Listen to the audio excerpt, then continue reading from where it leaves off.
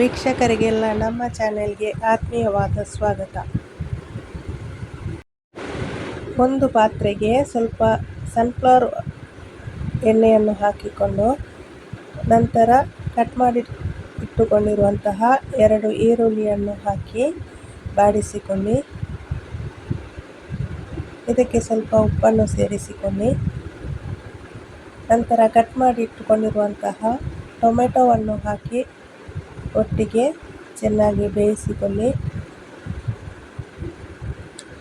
ಈಗ ಇದಕ್ಕೆ ಸ್ವಲ್ಪ ಅರಿಶಿನ ಹುಡಿ, ಸ್ವಲ್ಪ ಶುಂಠಿ ಬೆಳ್ಳುಳ್ಳಿ ಪೇಸ್ಟ್ ಹಾಕಿಕೊಂಡು ಚೆನ್ನಾಗಿ ಬಾಡಿಸಿಕೊಳ್ಳಿ.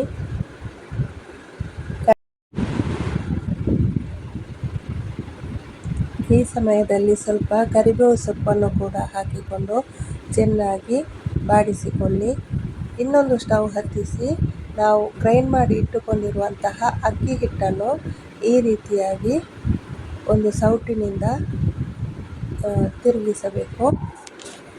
ಈಗ ಟೊಮೆಟೊ ಈರುಳ್ಳಿ ಬೆಂದಂತಹ ಮಸಾಲೆಗೆ ನಾವು ಮಸಾಲೆ ಪೌಡರ್ಗಳನ್ನು ಹಾಕಿಕೊಳ್ಳೋಣ.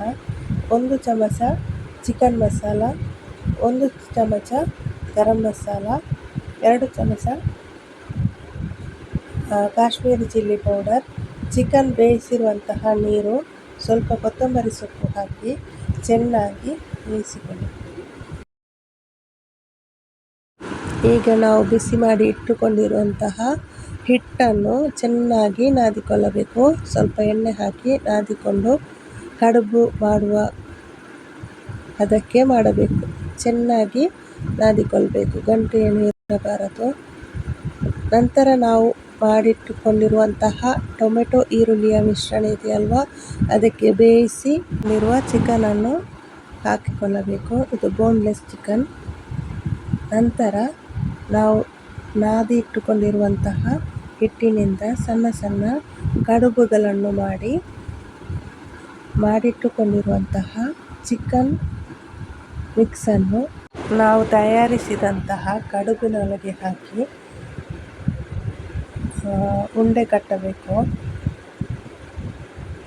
ಅದು ಉಂಡೆ ಕಟ್ಟುವಾಗ ಈ ಮಿಶ್ರಣ ಹೊರಬರದಂತೆ ಸ್ವಲ್ಪ ನೋಡಿಕೊಳ್ಳಬೇಕು. ನನ್ನ ವಿಡಿಯೋ ಇದು ಸರಿಯಾಗಿ ಬರಲಿಲ್ಲ, ಉಂಡೆ ಕಟ್ಟುವುದು. Sorry friends. ಇನ್ನೊಂದು ವಿಡಿಯೋದಲ್ಲಿ ನಾನು ಚೆನ್ನಾಗಿ ವಿವರಿಸಿ ವಿಡಿಯೋ ಮಾಡಿ ಹಾಕುತ್ತೇನೆ. ನಂತರ ಕಡುಬು ಪಾತ್ರೆಗೆ ನೀರು ಹಾಕಿ ಹಬೆಯಲ್ಲಿ ಈ ಕಡುಬುಗಳನ್ನು ಬೇಯಿಸಿಕೊಳ್ಳಬೇಕು. 20 ನಿಮಿಷಗಳ ಕಾಲ ಬೇಯಿಸಿಕೊಂಡ ನಂತರ ನಿಮಗೆ ರುಚಿಯಾದ ಚಿಕನ್ ಮಸಾಲ ಕಡುಬು ರೆಡಿಯಾಗುತ್ತದೆ.